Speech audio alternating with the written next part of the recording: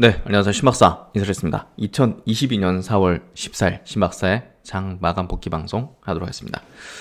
오늘 시장은 양시장 모두 거의 보합으로 마감했어요. 예, 변동성이 크게 지수 차원에서는 없었고요. 삼성전자, 하이닉스가 오늘 좀 작지 않게 좀 빠졌죠.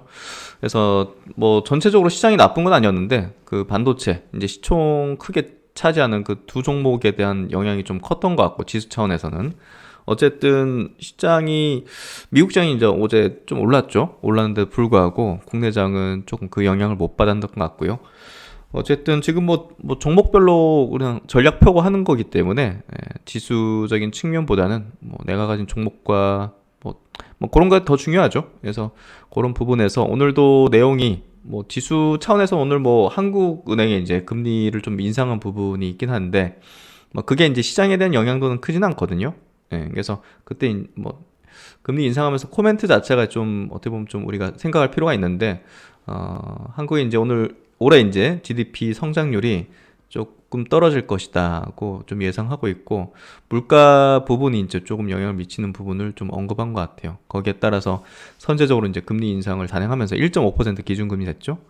그 부분이 좀 오늘 있었고, 오늘 제약바이오 관련해서 이제 리포트 좀 체크해 보면서 2015년에 어떤 영광을 다시 재현할 수 있을까 하는 그런 어떤 내용으로 한번 좀 이야기해 보도록 하겠습니다. 시장 마감부터 해보도록 하죠. 오늘 코스피 지수 0.01% 상승, 보합이죠. 2716포인트 마감했고요. 거래대금 11조 수준, 상승 종목 수가 540종목, 하락 종목 수가 300종목. 그러니까 상승 종목 수가 많았죠. 시총 상위 종목이 좀 오늘 안 좋았다는 얘기이고요. 코스닥 지수 0.08% 상승했으니까 거의 보합이죠. 928포인트. 거래대금 6.5조로 이제 오늘 되게 적었어요. 상승 종목 수가 670종목, 하락 종목 수가 650종목입니다. 그래서 코스피 쪽에서 외국인이 2,500억을 순매도했고, 기관이 1,500억 순매수했습니다. 그래서 오늘 좀 혼조적이네요. 외국인은 최근에 이제 오늘도 2,000억 가까이 삼성전자 순매도를 했거든요. 그래서 삼성전자를 계속 팔고 있어요. 그 원인을 정확히 알 수는 없지만 어쨌든 삼성전자의 뭔가 성장이죠. 이 종목에 대한 밸류를 좀 높게 쳐주기 좀 어렵다는 인식 아닐까요?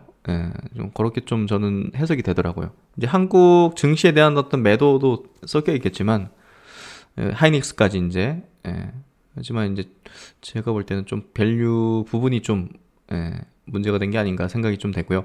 코스닥 쪽에서 이제 외국인과 기관이 소폭 한 2, 300억씩 순매도했고, 선물에서 외국인이 삼성 계약 정도 순매도하면서 큰 변동 사항은 아닌 것 같고요.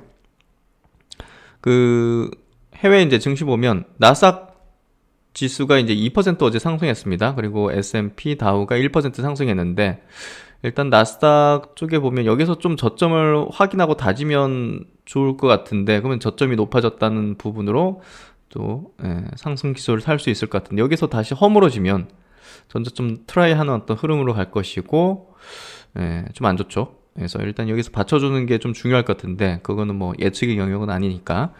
일단은 니케이 증시 1.2% 상승했고, 홍콩이 0.9% 상승, 대만은 약보합권, 상해 증시 1.2% 상승하면서 아시아권 전반으로는 나쁘진 않습니다. 한국 증시도 나쁜 건 아닌데, 삼성전자, 하이닉스가 좀 안 좋았다. 그러니까 이제 시총 상위 보시면 삼성전자 1.7% 약세, 7만원 못 넘어서네요.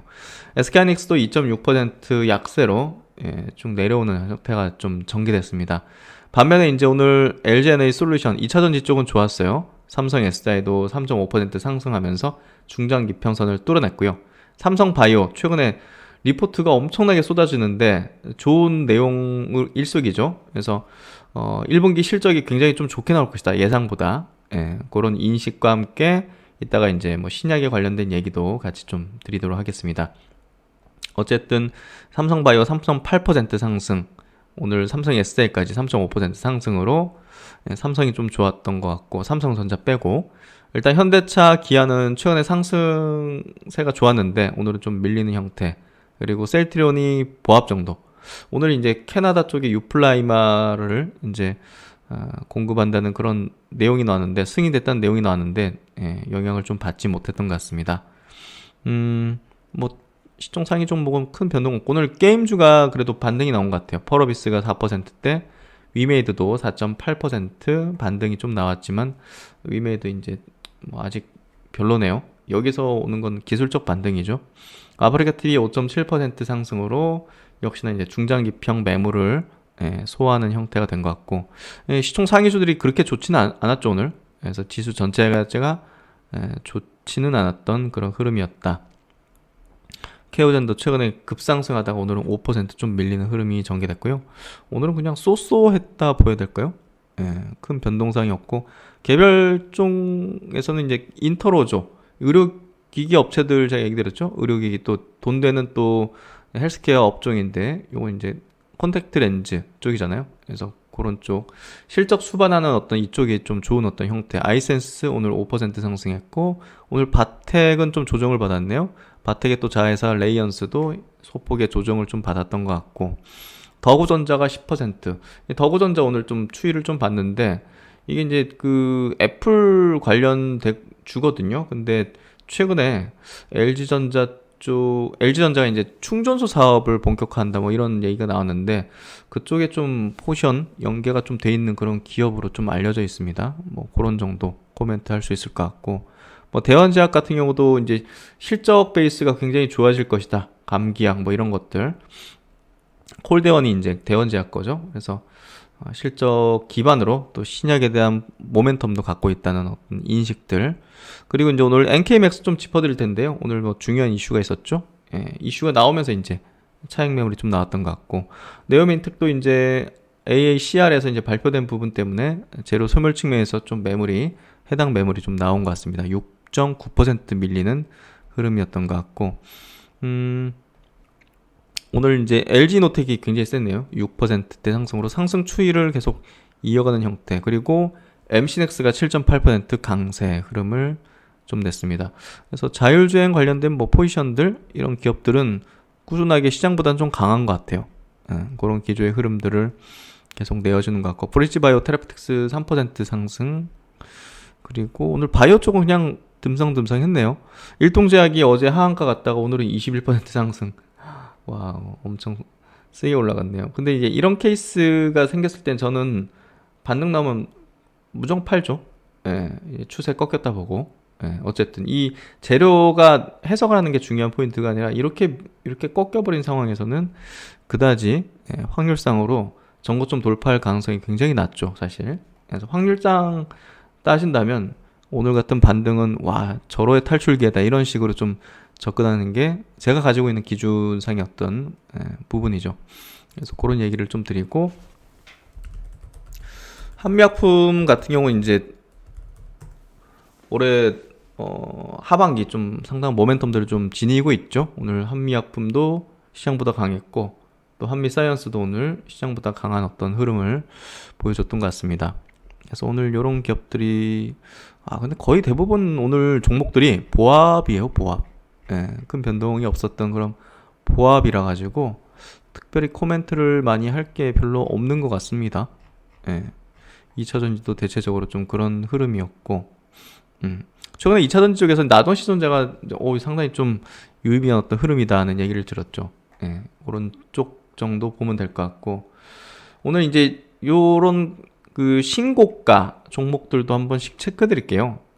그래서 오늘 같은 경우 자화전자라든지, 그리고 이제 세아제강 같은 뭐 이런 그 인플레이션 관련된 기업들이 조금 더 좋은 어떤 흐름들을 냈던 것 같아요. 연우는 이제 오늘 연우는 오늘 화장품 관련 이제 한국콜마에 인수된다는 어떤 소식들이 작용하면서 그냥 22% 갔다가 그냥 내리꽂혔네요. 하여튼 이런 소식이 있었던 기업들, 인터로저 이제 신고가 영역, BH도 최근에 이제 신고가 영역을 내고 있고, 파인테크닉스. 그래서 이런 쪽 기업들, 동방성기 같은 경우는 관리 종목 탈피하면서 뭔가 좀 이제 조선업종에 시총 굉장히 작은 기업인데, 뭐 가덕도, 신공항 뭐 이런 기업들 테마주 위주의 어떤 흐름이었는데, 오늘은 뭐 미국의 SMR 기업에 지분 투자한다는 소식, 약간 테마성에 오른 흐름이었던 것 같네요. 현대중공업 최근에 좋습니다. 조선 업체 대장으로서 이제 움직이고 있는 이런 이제 현대중의 흐름이 조선의 어떤 업종에 대해서 조금 보여주는 그런 모습인 것 같아요. 그래서 이렇게 또 신고가 영역의 흐름 종목들을 한번 체크를 해봤고요. 그리고 이제 오늘 외국인과 기관의 동시 순매수 쪽으로도 한번 체크해 보겠습니다. 오늘 코스피 쪽에서 LG노텍이 거의 1,000억에 가까운 쌍끌이 순매수로 이제 신고가의 어떤 영역에 다가가는 흐름들, 삼성바이오 아까 체크해봤지만 굉장히 강한 흐름. 그리고 아랫단으로는 다 이제 대부분이 조선이라든지 정유라든지 자원개발이라든지 그렇죠? 네, 이런 기업들이 좀 포진이 돼 있는 그런 형태인 것 같습니다. 코스닥 넘어가서 펄어비스, LNF, 게임 2차전지 네, 이런 쪽의 기업들이 주로 포진이 돼 있는 것 같고 그렇죠? 네. 디오 같은 경우는 의료기기 업체죠. 그래서 이런 어떤 흐름들 수급 구도였고 오늘은 조금 시장이 그냥 뜨뜻미지근한 어떤 보합의 어떤 흐름으로 좀 마감이 된 것 같습니다.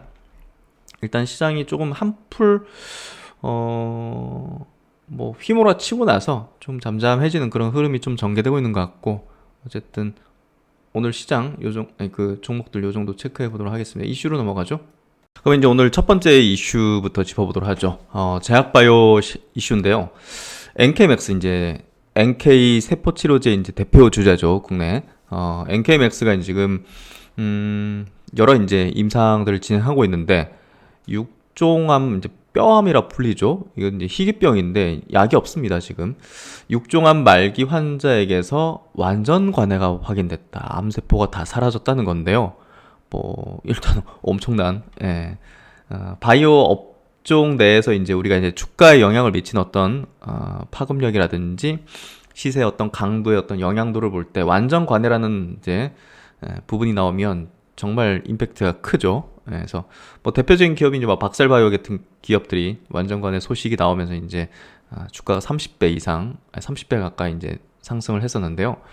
일단 그 NK맥스가 미국에서 지금 이제 면역 항암제하고 같이 보통 이제 NK 세포 치료제는요, 단독으로 이제 효능보다는 이 병용으로 조금 더 이제 배가시켜주는 그런 아니면 이제 유전자 조작을 해가지고 카 NK 계열이라든지 이런 방향으로 이제 치료의 어떤 트렌드가 지금 뭐 불고 있거든요. 그래서 지금 키트루다 가장 많이 팔리고 있는 면역 항암제죠. 머크에 요거랑 이제 병용 투여한 내용을 임상 내용을 이제 밝힌 겁니다.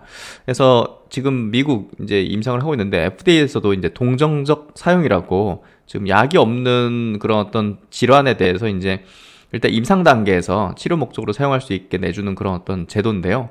요 승인을 받아가지고 치료를 진행한 육종암 말기 환자에게서 암이 완전히 사라지는 완전 관해를 확인했다고 이제 기관 IR에서 이제 밝혔습니다. 그래서 최근에 이제 주가가 이미 이제 오르고 있었죠. 그래서 이 내용이 나오고 나서는 이제 오늘 같은 경우는 좀 밀리긴 했는데 어쨌든 본질은 바뀌지 않죠. 예, 이런 어떤 효능을 냈고 기술적으로 어느 정도 좀 이제 관심도를 많이 가질 수밖에 없겠죠. 예, 다른 이제 글로벌 제약사라든지. 그래서 이제 요 내용을 보면 NK맥스의 이제 자연살해 세포 치료제 후보 물질 SNK01과 머크의 이제 키트루다를 병용해서 치료를 이제 진행했는데 이 환자가 이제 뭐 그냥 자포자기죠. 예, 2017년 육종암 판정 당시 간, 폐, 복부, 방광 등 전신의 암이 전이된 상태였다 해서 육종암이 이제 전신으로 이제 보통 이제 퍼집니다. 저도 예전에 그 TV 어떤 프로그램에서 어떤 사람이 이제 육종암에 걸렸다면서 이제 뭐 다리 쪽이 굉장히 막 뭐 혹처럼 크게 생긴 그게 TV에 방영됐던 게 기억나거든요. 그때 그래가지고 육종암이 뭔가 이렇게 검색해가지고 이제 알아봤었던 기억이 있는데 이게 희귀병입니다. 약이 없고 그래서 그 당시에 그 환자분이 다리 절단을 해야 된다는 그런 의사의 어떤 권고를 받았는데 그만큼 이제 정말 뭐 방법이 없는 거죠. 그래서 이런 어떤 새로운 어떤 치료제를 이제 받았던 것 같아요. 그래서 이제 슈퍼 NK 이 투약 전 약 1년 반 동안 화학 치료제 그리고 면역 항암제를 투여했지만 독성 반응이 나타나고 암이 계속 커져서 치료를 이제 중단했던 환자라고 합니다.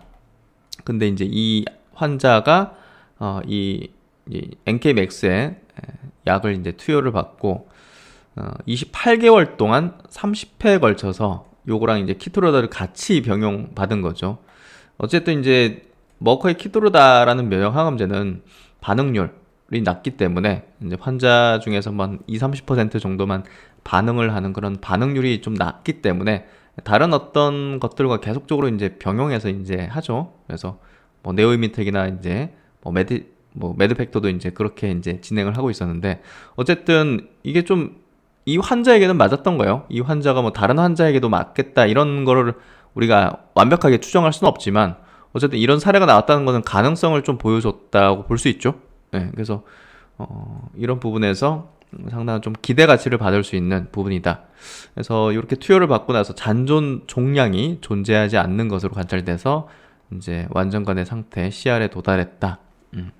엔케맥스는 지난해 12월 이 환자의 간에 발생한 종양이 약 80% 정도 관해됐다고 공개를 하면서 상당히 또 주목을 받았었는데, 이번에 뭐 완전 관해까지 연결됐다는 거는 이 병용한 치료제가 어느 정도 좀 효능을 냈다고 볼 수 있을 것 같고, 어쨌든 요런 요즘 뭐 보시면 뭐 암세포 전이 된 거 이제 보이시잖아요. 예, 이게 지금 소멸된 거를 보면 확연하게 이제 이 약에 대한 가능성을 좀 보여줬다 이렇게 생각이 되고요.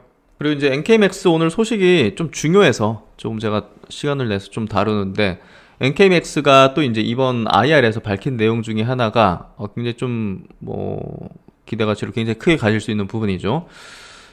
치매 쪽에 대한 치료 사례를 이제 최초 공개를 했다는 겁니다. 이제 구체적인 데이터는 연말에 이제 공개를 하기로 이렇게 좀 얘기가 나왔는데요. 어쨌든 이 시장 규모가 굉장히 크잖아요, 사실. 알츠하이머 시장 자체가. 그래서 우리가 이제 작년에도 봤듯이 뭐 바이오젠이라든지 또 일리가 또 올해 또 FDA 승인 가능성이 불다 보니까 주가가 굉장히 좋은 거 이제 보이시죠? 그래서 사실 알츠하이머 쪽에 대한 가능성을 보여주기만 한다면 시장에서 평가하는 가치가 상당히 좀 포텐셜이 높다 이렇게 좀 해석할 수 있는데요.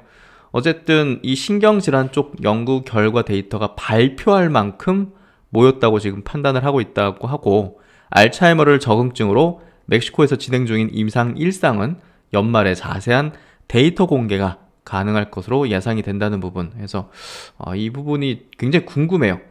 저도 국내에서 이제 제대로 된 어떤 결과를 못 냈지 않습니까? 예, 뭐 우리나라뿐이 아니라 지금 빅팜들도 삼상 가서 조단위 손해보고 투여하고 나서도 실패하는 그런 부지기수였던 사례를 남긴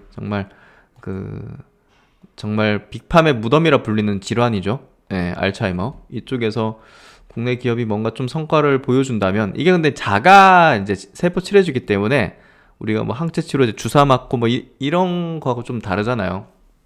그래서 어떻게 보면 그 파급력이 그렇게 높진 않을 수 있는데 자기 몸에서 뽑아가지고 이제 하는 거니까 그만큼 그 시장 규모가 이제 제한적인데, 그럼에도 불구하고 이게 성과가 난다면 사실 부자들은 안 쓰지 않잖아요. 우리가 카티 치료제처럼 아니 뭐 그거 뭐 완치만 될 가능성이 높다면 5억이든 6억이든 쓸 사람들은 전 세계에 많이 있으니까. 게다가 이제 이게 이제 정부 딴에서 급여가 되는 어떤 흐름이 된다면 파급력은 이제 그래도 굉장히 클 수 있죠. 그래서 어쨌든 요 성과가 좀 나오기 시작한다는 어떤 언급들을 했고, 구체적인 내용들을 또 데이터를 발표한다고 얘기를 했기 때문에 사실 NK맥스에 대한 어떤 기대 가치 이런 것들이 뭐 완전히 사그라들지는 않을 거라고 좀 보여집니다. 이번에 이제 뭐 완전간에 기대감이 불었던 게 이렇게 현실화되면서 요 완전간의 이슈적인 부분은 재료적인 소멸을 좀 겪으면서 주가가 조정받을 수 있겠지만, 사실 연말에 이런 데이터 발표가 일정대로 예상대로 좀 이뤄진다면 조금 파급력이 있는 흐름도 좀 있지 않을까 이렇게 좀 생각이 됩니다. 그래서 어쨌든 한번 우리나라의 어떤 기업들이 괄목할 만한 어떤 글로벌 시장에서의 성과들, 임상 데이터가 이제 최고입니다. 지금 뭐 주가 모멘텀 측면에서. 그래서 결국은 기술 수출보다 사실 데이터 좋게 나오는 게 더 임팩트가 크죠. 그런 부분에서 본다면 NK맥스의 행보 한번 기대를 해볼 수 있을 것 같습니다. 그리고 요 기사도 오늘 좀 흥미롭게 읽었는데요. 지금 셀트론 그리고 삼성 바이오로직스 같은 경우는 이제 이 바이오 시밀러 사업을 하고 있지 않습니까? 근데 이제 결국은 신약을 경영한다. 예. 셀트론은 이제 뭐 ADC 쪽으로 이제 막 개발 역량을 계속 하려고 했었고, 또 이제 항체 치료제 쪽으로는 이제 신약을 가진 그런 기업이 됐고, 예, 삼성도 이제 최근에 미국의 이제 유전자 신약 기업 이런 데는 이제 투자를 시작하면서, 그리고 이제 신약으로도 나가겠다 이런 발표를 하면서 결국 이제 이 복제 쪽에서 이제 신약 쪽으로 이제 그 밸류에이션 확장에 대한 확실한 생각, 그리고 이제 글로벌 트렌드에 이제 들어가려는, 이제 캐쉬가 이제 확보되잖아요. CMO 사업이든 바이오 시밀러 사업이든 이제 꾸준한 캐쉬가 들어오는 부분이 이제 생겼잖아요. 그러면 이제 뭐 해야 되겠습니까? 공격적인 어떤 밸류 확장을 위한 신약으로 나가는 게 당연한 겁니다. 예, 결국 이제 셀트론도 사실 뭐 처음부터 수조 원의 뭐 돈이 있고 대기업이 대기업으로 또 뭐 시작했다면 사실 신약 개발로 나갔을 거예요. 근데 한국 시장의 이 척박한 환경에서 사실 캐시를 낼 수 있는 사업을 첫 발을 디디는 게 사업가 측면에서는 현명할 수 있어요. 그런 부분에서 볼 때 뭐 삼성, 셀트리온 모두 이제 캐시가 어느 정도 들어올 수 있는 꾸준한 사업을 갖게 됐고, 거기에 이제 더해서 이제 신약을 개발하는 방향, 한국 바이오의 올바른 방향으로 나가는 게 아닌가 이런 생각이 좀 듭니다. 어쨌든 바이오시밀러 시장 자체가 좀 그 경쟁 심화되고 있는 상황, 이런 것들은 뭐 셀트론 측에서도 이제 인정한 부분이고, 어쨌든 앞으로는 신약으로 나가야지만 주가의 어떤 모멘텀도 발생할 수 있다. 그래서 보시면 여기 셀트론 같은 경우는 항암, 그리고 독감, mRNA 등 다양한 분야의 신약 후보 물질 확보에 도전을 하고 있다. 그래서 서정진 명예회장의 퇴진 이후 이제 새로운 어떤 경영진들과 함께 이제 신약으로 어떤 방향들을 좀 추진한다, 이렇게 좀 보여지고요. 작년 6월달에 ADC 개발사 영국의 익수다 테라피틱스의 미래셋그룹과 함께 530억 투자하면서 최대 주주로 올라섰다. ADC는 항체의약품과 항암제 이 두 가지를 링크로 연결해서 암세포를 공격하는 기술이다. 뭐 잘 아시죠? 강력한 치료 효과를 가져서 약물 폭탄을 실어나가는 비행기로도 표현된다.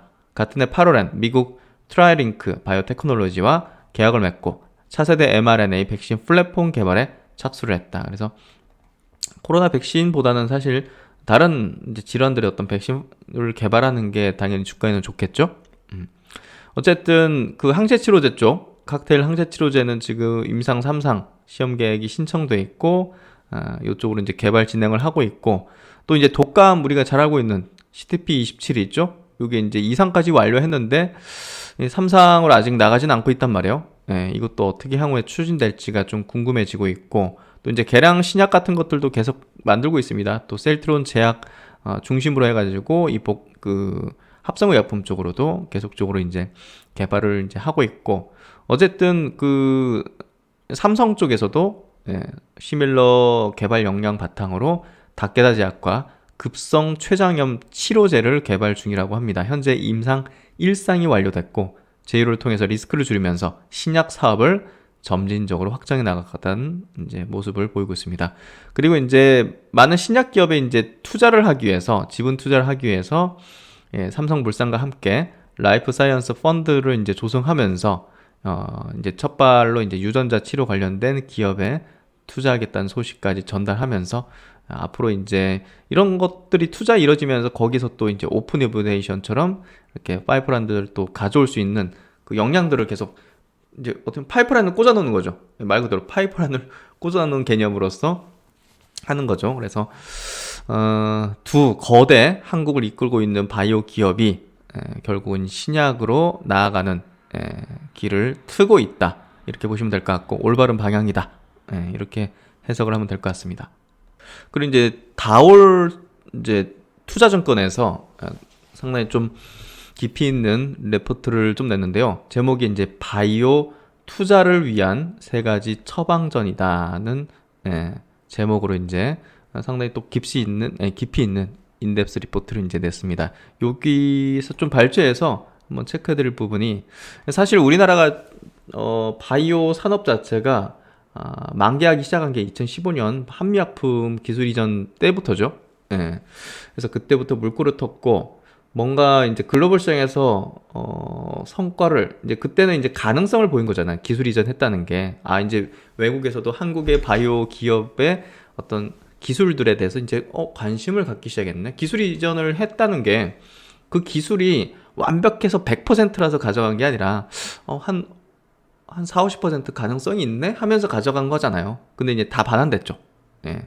가능성으로 가져가는데 이제 뭐 그쪽 사정도 있었고 또 하다가 보니까 별로 데이터 안 나와서 빠꾸 먹은 것도 있고 어쨌든 앞으로 이제 이 한국의 바이오가 한번 쳐다볼 만 했는데 하면서 이제 지금 한 7년 정도 왔잖아요. 그리고 이게 기술 이전도 엄청 많이 해갔고 이때까지 한 500건 이렇게 해간 걸로 데이터가 나와 있던데 그러면 이제 확실하게 야 해보니까 약으로 써도 되겠네 라는 정도까지 들어와서 약으로 쓸 수 있게 FDA 승인 가는 그게 이제 나올 때가 됐습니다. 그게 이제 어떻게 보면 한국 바이오 기업의 두 번째 완벽한 레벨업. 예. 그냥 글로벌 시장에 딱 이제 들어가는 거죠. 예. 글로벌이 이제 막 지금 몇 개 국가가 전 세계 바이오는 쥐고 있지 않습니까? 이번에 뭐 코로나 전국에서도 이제 뭐 수십 개 국가가 나서가지고 막 약을 개발하고 백신을 개발하고 한 게 아니죠. 근데 우리나라가 코로나 전국에서 뭐 키트라든지 또 치료제까지 개발하고 그렇죠. 백신은 CMO를 하고 하면서 사실 글로벌 시장에서 손가락 안에 드는 일단 10손가락 안에 드는 그런 바이오 국가로는 인식이 됐단 말이에요. 그러면 이제 여기서 5손가락에 들 수 있을 정도가 되려면 뭐가 필요하겠습니까? 글로벌 블록버스터 신약이죠. 바로. 그래서 이제 이번에 항체치료제, 셀트론 항체치료제가 그런 단계로 나가지 않겠는가 예상을 했는데 아쉽게도 좀 그러지 못했죠. 그 정도의 어떤 임팩트를 내지 못했습니다. 여러 가지 어떤 상황상 효능 문제는 아니었고 상황상 이제 그렇게 됐는데 이런 특수한 어떤 상황에서의 어떤 신약이 아니라 정말 이제 항암이라든지 예를 들면 어떤 희귀병이라든지 이런 어떤 1조 이상의 어떤 매출을 꾸준하게 낼 수 있는 그런 신약이 개발되는 게 한국 바이오의 2차 부흥기가 아마 될지 않을까 생각이 됩니다. 그런 부분을 한번 짚어보는 내용이라 보여지고요. 일단은 한국 K바이오의 신약 개발 전략 일단은 라이센스 아웃 앤 이제 플랫폼이다. 그래서 제가 이제 한국 시장에서 이제 상당히 유망하게 바라보고 있는 그런 바이오 기업들의 공통점은 이 두 가지에 들어 있습니다. 그래서 저도 시각이 뭐 틀리지 않은데 이 두 가지를 갖고 있는 기업에 대해서 저는 이제 보다 더 강한 어떤 투자 전략들을 세워 나가고 있는데요. 결국 이제 검증된 거죠. 검증됐고 뭔가 기술은 검증됐어. 그러면 이게 약이 될 수 있는 약이 돼서 블록버스터. 블록버스터라면 이제 보통 1조 이상의 연간 매출을 낼 수 있는 그런 약으로 될 수 있는 포텐셜을 갖고 있는 기업. 그거를 이제 저는 집중적인 투자를 해야 된다 생각합니다. 그게 한 10개 외에 정도 된다고 보는데요. 기업들이. 그래서 그쪽에 대한 포인트를 가져야 된다. 일단은 코로나 전국 하에서도 미국 내에서 VC 투자 늘어나고 있죠. 늘어나고 있었고, 빅파마의 R&D 지출 역시도 꾸준하게 이제 이어지는 그런 형태가 되고 있습니다. 이런 것들이 결국 이제 바이오 산업 자체에 대해서는 펀더멘털 흐름 자체는 뭐 나쁠 게 없는 거죠. 단지 이제 그 어떤 시장 여건 분위기 자체, 센티 자체가 이제 안 좋았기 때문에 바이오가 그런 거고 사실 우리가 투자를 한 데 있어가지고 주가가 떨어지니까 이 기업들이나 이 산업에 대해서 부정적인 인식을 가지는 거는 아주 비합리적인 어떤 논리 구조입니다. 사실상 내 아이디어, 투자 아이디어가 훼손된 게 없다면, 유효하다면 사실 현 시점에서 주가가 떨어져 있고 뭐 많이 내려와 있다고 해가지고 야 내가 잘못 판단했나? 이거는 이제 잘못된 생각이고 저는 계속 뭐 홀딩 내지는 그 생각을 유지하면서 결국은 끝을 봐야죠. 끝을 볼 만한 그런 어떤 업종이고 산업이고 또 한국이 육성하는 어떤 산업이면서 글로벌 시장에서 한국의 바이오 회사들이 2차 부흥기에 돌입할 가능성이 높은 시점이 지금 점점 다가오고 있다 생각되거든요. 그래서 우리가 주식을 하면서는 무엇에 반응해서 무엇을 기반으로 전략을 짜나가고 바이 앤 홀드를 해나갈 것인가를 확실하게 딱 중심축을 잡고 있어야 됩니다. 그러지 않으면 이제 계속 흔들리는 거죠. 마음이 흔들리고 잘못된 판단과 실패를 하게 되는 거죠. 그 실패가 그 기준 중심축이 바뀌지 않으면 계속 반복됩니다. 똑같은 내용으로 계속 반복해요. 실패하고 크게 못 벌고. 그래서 이제 그 기준을 가져야 되고, 그러기 위해서는 이런 흐름들을 계속 체크하고 계속 다져나가야 됩니다. 스스로가. 그래서 요 인덱스 리포트도 굉장히 좋은데 제가 이제 좀 체크해 놓은 부분들을 말씀드릴게요. 어게인 2015 올해도 그때 영광을 기대해 볼 수 있나 해서 2015년 한미약품이 총 5건의 기술 계약을 맺으면서 주가가 거의 막 900% 가까이 상승했죠. 당시 이제 임상 1, 2상 단계에서 사노피, 베링거 인겔라임, 일라이릴리 등 글로벌 빅파마 수억 달러대 기술 이전을 하면서 국내 제약 바이오 투자 심리에 상당한 어떤 긍정적 작용을 해줬죠. 일단 기술 이전 계약에서 중요한 포인트는 계약 규모, 계약 상대방, 이 부분이죠. 그래서 다국적 제약사, 글로벌 빅팜에게 이제 했다는 게 굉장히 좀 기술력의 인정을 받은 그런 상황이었고, 그 당시에. 다른 바이오 기업들까지, 야, 이거 우리나라 이제 또 엄청나다. 옛날에는 막 1조 기술 이전하면 밸류가 1조 올라가는 걸로 막 시장에서 평가됐었어요, 사실. 그러면서 막 폭발적으로 상승했죠. 어쨌든 이후 유한양행, 올릭스, 알테오젠, 레고캠 바이오 등 다양한 제약 바이오 기업들이 라이센스 아웃을 하고 있는 흐름에 있습니다. 하지만 한미약품의 영광이 오래가지 못했죠. 2016년 3분기부터 한미약품은 파트너사의 당뇨 사업 중단, 임상 목표치 달성 실패 등의 이유로 기술 이전됐던 제품들이 반환되기 시작했고, 주가도 거의 6, 7년 정도 하락 추세를 계속 이어나갔죠. 하지만 지금 해당 파이프라인들은요, 적응증을 바꿔서 다른 글로벌 기업에 다시 기술 이전한 뒤 개발되고 있거나 자체적으로 지금 임상 진행하고 있는 것들도 있거든요. 그래서 머크나 로슈 등 글로벌 기업과의 다른 파이프라인 기술 이전 계약은 유지되고 있기 때문에 향후 임상 진전 상황이나 임상 데이터에 따라서 기업 가치 재평가가 가능할 전망이다. 그래서 이제 한미약품도 이제 다시 한번 돌아볼 시점대가 좀 됐다는 생각이 듭니다. 그래서 주가를 보시면 2015년도 폭발적인 상승을 이렇게 보였고 900%, 그 뒤로 이제 하락 추세를 지금까지, 지금 몇 년입니까? 거의 6, 7년을 기술 반환과 함께. 근데 이제 이 기업의 어떤 그 본질적 가치라 볼 수 있는 이제 연구 개발 역량 자체가 감소한 건 아닙니다. 약이라는 게, 신약이라는 게 사실 실패 확률이 높죠. 확률상으로 따질 때. 그래서 그런 부분이었던 거지. 결국 그 역량과 포텐은 여전히 이제 이어가고 있다 생각되고요. 어쨌든 K바이오의 위상을 확인했던 2015년 영광을 기대하기 위해서는 무엇이 필요하겠습니까? 당연히 글로벌 빅파마와의 기술이전 계약과 같은 R&D 이벤트가, 큰 규모의 이벤트가 필요하고, 그 속에서 이제는 뭔가 성과가 나오는 거, FDA 승인과 함께 이제 제대로 이제 뭐 블록버스터에 어떤 가까워지는 그런 흐름들, 그리고 이제 지금 시장에서 가장 각광받는 분야들이 있지 않습니까? 그런 것들, ADC라든지 뭐 이중항체라든지, 뭐 중추신경계 쪽에 이제 뭐 플랫폼 기술들, 뭐 BBB 플랫폼들, 이런 것들, 뭐 아니면 이제 항암제 조금 더 이제 효능을 배가시킬 수 있는 뭐 카NK라든지 여러 가지 어떤 이런 기술들, 이런 기술도 쪽에서 이제 대박이 터진다든지, 그런 것들이 결국 이제 시장을 2차 부흥을 시켜준다든지 할 수 있는 강력한 모멘텀이 되겠죠. 사실 이제 로열티 비율 자체가 우리나라 기업이 뭐 정말 5% 미만이죠, 대부분. 근데 최근에 이제 ABL 바이오가 거의 10% 이렇게 로열티를 받았지 않습니까? 계약금을. 그래서 그런 부분에서 굉장히 점점 더 글로벌 어떤 중심축에 가까워지는 어떤 기술력을 이제 만들어내고 있는 거죠, 지금. 그래서 그런 부분에서 이런 게 계속 조금씩 이렇게 반복되다 보면 빵 터지는 그런 거잖아요, 사실. 그래서 상당히 좀 기대가 점증하고 있는 지금 구간이고, 주가는 아직 이제 바이오 기업들의 주가는 지지부진하지만 사실 펀더멘털 포텐셜 자체는 상당히 올라가고 있다, 게이지가 올라가고 있다, 이렇게 생각합니다. 그래서 그런 부분에서 우리가 단순히 지금 현재 주가만으로 뭐 아직 아니지 바이오는, 이런 식의 어떤 관점보다는 저는 이 괴리, 이 펀더멘털의 어떤 포텐셜이 올라가고 있는 것과 주가의 어떤 이런 흐름이 완전히 괴리가 크잖아요.